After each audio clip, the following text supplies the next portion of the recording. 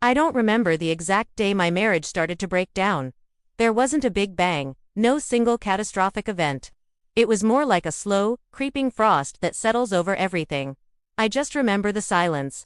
It became a third person in our home, sitting between us at the dinner table, lying in bed with us at night.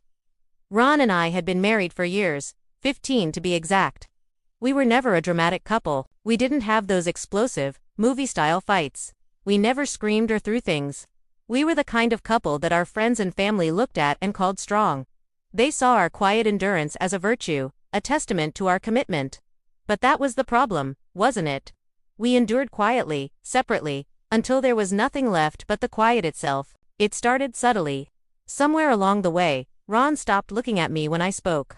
He'd be right there, physically present, but his eyes would be fixed on the TV, his phone, or just some distant point on the wall.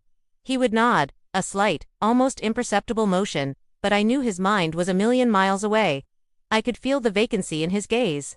At first, I'd try to bridge the gap. "Ron, what's wrong? You seem so far away." And the answer was always the same, delivered in a flat, tired tone. "I'm just tired, honey, long day at work."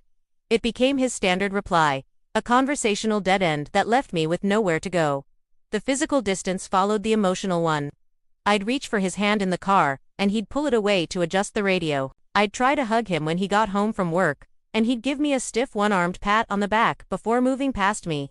At night, I'd roll over, hoping for some connection, some warmth, and he'd sigh and turn his back, saying, "Not now, I have an early start." So, I waited. I thought it was a phase, a rough patch. I adjusted. I told myself to be more understanding, less demanding. I convinced myself that if I loved him harder, if I poured more of myself into the relationship, he would somehow find his way back to me. I started to believe the distance was my fault. I became a chameleon, trying to change my colors to whatever I thought he wanted. I thought if I became calmer, softer, less of a presence, easier to live with, then the man I married would return. I stopped bringing up difficult topics. I stopped asking what was wrong. I just smiled and tried to make his life as easy as possible, hoping he'd see my effort and remember why he chose me. But I didn't know then what I know now. He had already left. He hadn't packed a bag or walked out the door, but he had emotionally checked out long before I had any clue about the real reason. His body was there, but his heart, his soul, was gone. I think on some primal level, I sensed her before I even knew she existed. It was in the little things. The late nights at the office that became more frequent. The way he guarded his phone, tilting the screen away whenever I walked into the room.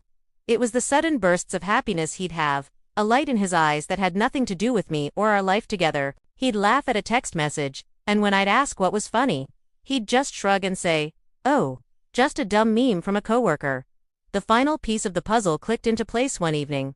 He came home smelling faintly of a perfume that wasn't mine. It was a soft, floral scent that clung to his jacket. That night, after he fell asleep, I did something I never thought I would do. I looked at his phone, and there it was, a whole other life, spelled out in texts and call logs. The next day, I gathered every ounce of courage I had left. I sat him down, my heart pounding so hard I could feel it in my throat. I looked him straight in the eye and asked, "Is there someone else?" I expected him to lie, to deny it, to get angry. But he didn't. He just looked down at his hands and said, "Yes." That single word hurt more than any lie could have. It was a confirmation.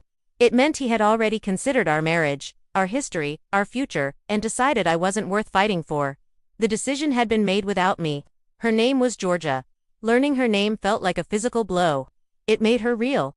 It wasn't just some abstract affair.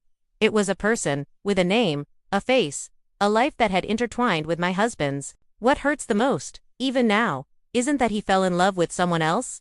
People change. Feelings change. I can, on some level, understand that. The deepest, most gut-wrenching pain comes from the fact that he let me believe I was going crazy. He watched me question my own sanity. He watched me blame myself, shrank myself, and tear myself apart trying to fix something that he had already broken. He let me believe my loneliness was my own fault, a product of my own imagination. That's a cruelty I'm not sure I'll ever fully comprehend. He chose to let me suffer in silence rather than grant me the dignity of the truth. I didn't scream when I found out. I didn't cry or beg him to stay.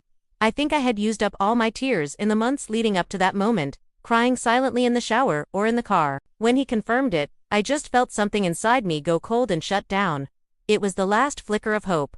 The part of me that still believed we could find our way back, and it just went out. People often ask me if I hate him.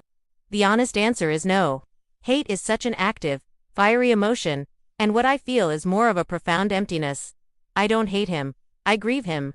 I grieve the man I married, the man I thought he was. I grieve the potential of us, the future we were supposed to have. I grieve the version of our marriage that never stood a chance because he chose the cowardice of silence over the courage of honesty. If you're watching this, and any of this feels familiar, if you feel invisible in your own home, in your own marriage, if you feel like you're slowly disappearing while the person next to you just looks on, please hear me when I say this. You are not imagining it. Your feelings are valid. And love, real love, shouldn't make you feel like you're fading away. It should make you feel more seen, more vibrant, more yourself. You deserve to be seen.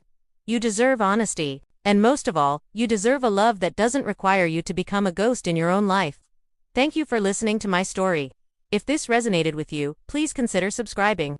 Your story matters too.